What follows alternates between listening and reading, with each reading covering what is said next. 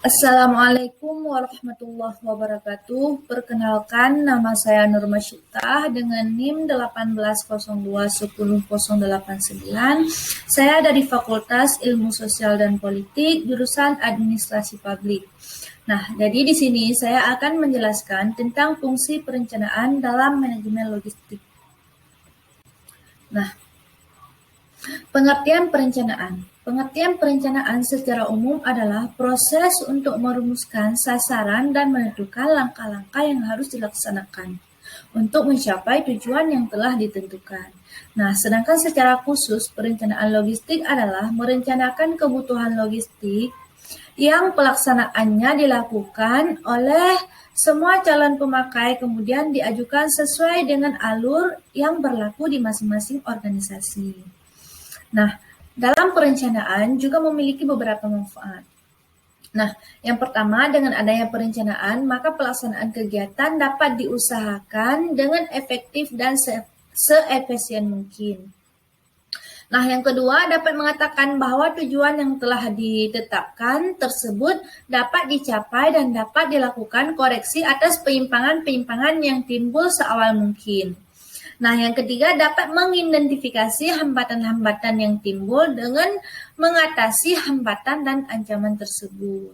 Nah, yang keempat atau yang terakhir yaitu dapat menghindari adanya kegiatan pertumbuhan dan perubahan yang tidak terarah dan terkontrol. Nah, selanjutnya yaitu pentingnya perencanaan dalam pengadaan barang dan jasa. Kenapa penting perencanaan dalam pengadaan barang dan jasa? Dikarenakan dalam proses pengadaan barang dan jasa, jika tidak dilaksanakan dengan baik, maka akan mengakibatkan ditangguhkannya pelaksanaan perencanaan barang dan jasa tersebut. Dengan alasan perencanaan pengadaan tidak sesuai dengan kebutuhan organisasi. Karena itulah, sebagian besar permasalahan terjadi karena lemahnya perencanaan. Bahkan lebih dari 80% kasus pengadaan terjadi karena perencanaan yang tidak benar. Nah, apa contohnya? Nah, yang pertama yaitu seperti kasus penyediaan yang sudah diatur. Nah, terjadi karena memang sudah direncanakan untuk menang sebelum lelang. Nah, istilahnya gini, sudah terjadi ijab kabul sebelum proses pesta, malah sudah dilengkapi dengan mahar segala. Nah, yang kedua yaitu bisa kita lihat dari kasus dokumen yang amburadul. Nah, kenapa bisa terjadi seperti tersebut? Kenapa hal tersebut bisa terjadi? Dikarenakan perencanaan pelelangan yang tidak benar, makanya hal tersebut bisa terjadi. Nah, adapun perlu diperhatikan ada beberapa hal dalam perencanaan pengadaan barang dan jasa. Nah, yang pertama yaitu identifikasi kebutuhan. Nah, tahap ini awal dari perencanaan pengadaan dan merupakan tahap yang sering diabaikan karena tidak paham terhadap perencanaan.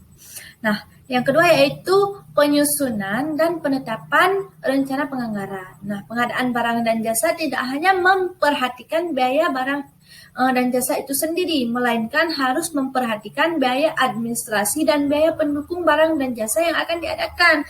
Nah, salah satu contohnya adalah biaya instalasi. Nah, uji coba dan perhatian terhadap barang dan jasa yang terhadap barang dan jasa. Nah, jangan sampai membeli AC dan setelah ada penyediaan barangnya, maka AC hanya disimpan dan disimpan di dalam gudang tanpa dipasang. Karena tidak ada biaya untuk pemasangan AC tersebut. Nah, selanjutnya yaitu penetapan kebijakan umum tentang pemetaan pekerjaan. Nah, salah satu penyebab lambatnya daya serap adalah proses lelang yang tertunda. Nah, salah satu penyebab proses lelang tertunda adalah revisi anggaran yang dilakukan menjelang pelaksanaan pengadaan. Nah, selanjutnya adalah penetapan kebijakan umum tentang tata cara pengadaan. Nah, tata cara pengadaan yang perlu ditetapkan adalah pengadaan tersebut dilakukan dengan cara swakelola atau dengan menggunakan penyediaan barang dan jasa. Nah, selanjutnya adanya penyusunan kerangka acuan kerja atau KAK. Nah, salah satu kaprah yang sering terjadi dalam pengadaan adalah pemahaman bahwa KAK itu hanya untuk jasa konsultasi, padahal maka juga dibutuhkan untuk seluruh jenis pengadaan. Nah, yang selanjutnya yaitu adanya penyusunan jadwal kegiatan pengadaan. Nah, jadwal kegiatan yang disusun adalah jadwal kegiatan pengadaan, bukan jadwal kegiatan pelelangan. Sehingga pada jadwal ini harus tergambar tahap rencana umum pengadaan, persiapan, perlengkapan atau pelaksanaan swakelola, pelaksanaan pekerja hingga serah terima, dan serta pemeliharaan apabila diperlukan. Nah, yang terakhir adalah pengumuman rencana umum.